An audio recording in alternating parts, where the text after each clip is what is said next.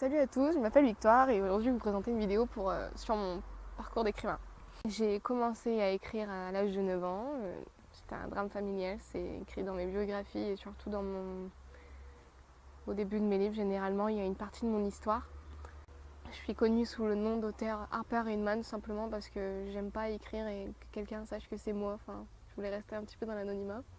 Et ensuite mes objectifs c'est de pouvoir en vivre, mais bien sûr après je m'en fous de l'argent, j'écris pas pour tout ce qui est commercial, tout ça. J'écris surtout pour moi.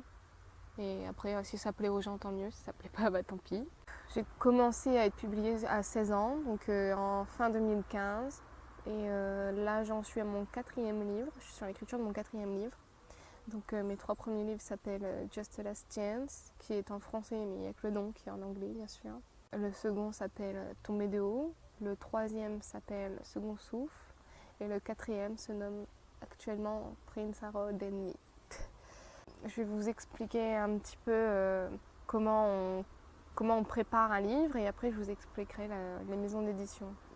Pour préparer un livre, il faut commencer par l'écrire sur feuille. Le mieux c'est sur feuille parce que si vous l'écrivez sur un ordinateur et que vous perdez tout, vous allez en chialer. Je sais de quoi je parle. Faites en sorte qu'il n'y ait pas de droit d'auteur parce que si vous nommez une star ou quelqu'un dans le genre, quelqu'un de connu ou quelqu'un qui existe vraiment dans votre livre, vous risquez d'avoir des problèmes en fait. Ensuite la relecture, moi je le relis mais je le corrige moi-même. Je prépare la couverture de mon livre. Il ne faut pas non plus qu'il y ait des droits d'auteur dessus, donc c'est votre photo mais il ne doit y avoir personne dessus ou personne tant qu'il n'est pas consentant quoi. Quand vous le préparez sur l'ordinateur, le livre vaut mieux le corriger en allant en fait quand vous le réécrivez. C'est mieux de le corriger en allant, vous serez plus tranquille. Le mieux pour chercher une maison d'édition, c'est de taper tout simplement maison d'édition sur Google. Vous allez en trouver des tonnes. Le truc, c'est qu'il y en a beaucoup qui sont des arnaques ou il y en a beaucoup qui ont certains critères à respecter. Donc, par exemple, je sais pas moi, admettons Flammarion ou j'en sais rien, il demande des livres juste de science-fiction ou une certaine catégorie. En fait, il y en a il faut respecter une certaine catégorie, pardon. Ça va passer par un comité de lecture. Le comité de lecture, ils vont passer votre livre, voir s'il est bien, s'il ne manque pas d'être corrigé ou si ça peut leur permettre d'être vendu justement.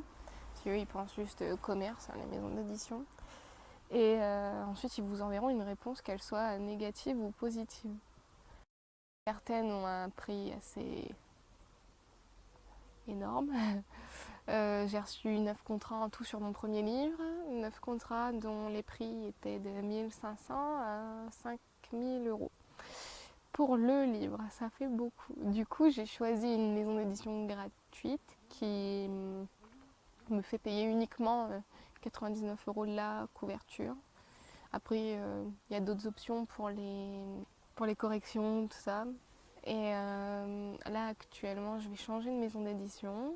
J'ai rencontré un directeur de maison d'édition qui, justement, est super sympa et il m'a proposé de lire un peu leur contrat. Donc, chez eux, on paye en tout, je crois que c'est max 300 euros pour la correction, la relecture, la couverture, tout. Donc ça m'intéresse un peu plus. C'est plus dans mes moyens autant que c'est plus intéressant en fait. Plusieurs plateformes sur lesquelles vous pouvez publier, donc Wattpad, des blogs, j'en sais rien.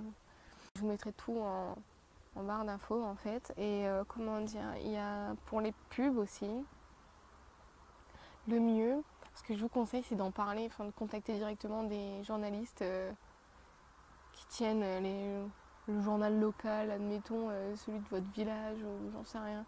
Moi j'ai commencé comme ça et ensuite en voyant ça les autres journalistes qui tenaient justement un plus grand journal, donc les journaux de la région complète, en fait ils ont carrément écrit des articles sur moi, ils m'ont contacté et tout ça.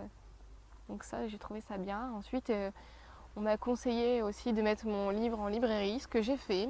Je suis actuellement chez la Fnac, Amazon, chapitre, le site de ma maison d'édition.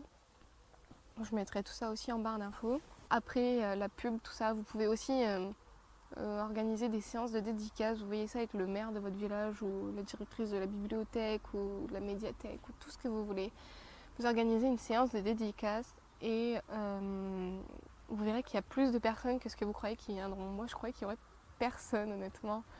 Et en fait, c'est là que j'ai découvert que les gens s'intéressent au livre en même temps sans l'avoir lu, parce que moi, ils venaient l'acheter directement pendant la séance de dédicace. Et ces personnes-là, elles s'intéressaient vraiment. Moi, par exemple, c'était pour mon premier Just a Last Chance.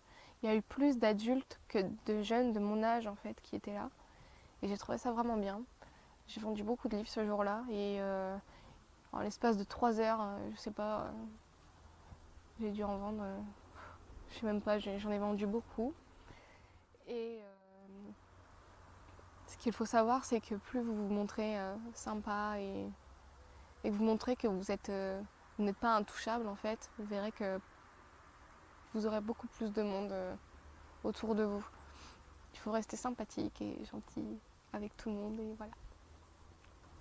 Ben voilà, la vidéo se termine maintenant. Dites-moi ce que vous en pensez. N'hésitez pas à laisser un commentaire, abonnez-vous. Je vous aime fort, je vous fais plein de bisous. Since the last time that I saw your pretty face.